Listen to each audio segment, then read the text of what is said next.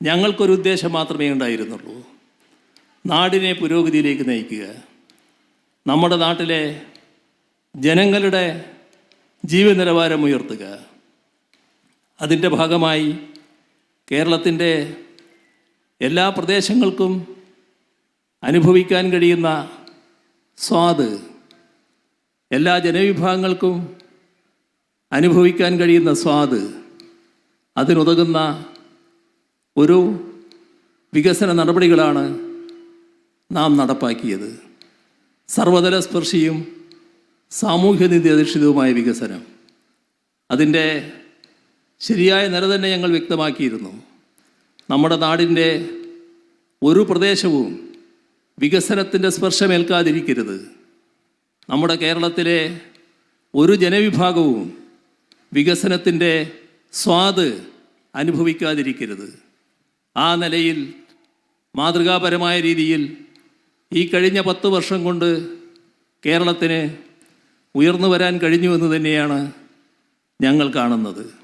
ഇതിന് തുടർച്ച വേണം. ആ തുടർച്ച ഞങ്ങൾ മാത്രമേ നടത്താനാവൂ എന്ന് ഞങ്ങൾ പറയുന്നില്ല.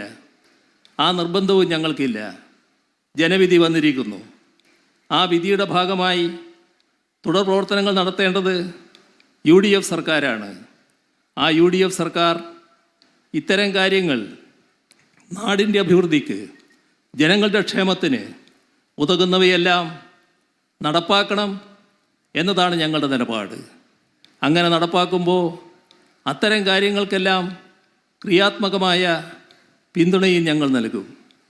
എന്നാൽ അതിൽ നിന്ന് വ്യത്യസ്തമായി ഏതെങ്കിലും തരത്തിൽ നാടിൻ്റെ താല്പര്യത്തിനോ ജനങ്ങളുടെ ക്ഷേമത്തിനോ വിരുദ്ധമായ നടപടികളുണ്ടായാൽ അവയെല്ലാം അതിശക്തമായി എതിർക്കുന്ന നിലപാടും സ്വീകരിക്കും. ഇത്തരത്തിൽ ഒരു ക്രിയാത്മക പ്രതിപക്ഷമായി പ്രവർത്തിക്കാനാണ് ഞങ്ങൾ ഉദ്ദേശിക്കുന്നത്. ഇത്തരം കാര്യങ്ങളിൽ ഒരുപാട് ഘട്ടങ്ങൾ നാം തരണം ചെയ്തതാണ്. ഈ പരാജയം CPIM-ൻ്റെയോ LDF-ൻ്റെയോ അവസാനമായി ആരും കാണേണ്ടതില്ല എന്നാണ് പറയാനുള്ളത്. ഇതുപോലുള്ള അനേകം ഘട്ടങ്ങൾ ഞങ്ങൾ തരണം ചെയ്തിട്ടുണ്ട്. ഒരു സംശയവുമില്ല, കൂടുതൽ ജനപിന്തുണയോടെ, കൂടുതൽ കരുത്തോടെ CPIM-ഉം LDF-ഉം തിരിച്ചു വരും. അതിനായി എല്ലാവരും ആവശ്യമായ ചിട്ടയോടെയുള്ള പ്രവർത്തനങ്ങൾ നടത്തുക.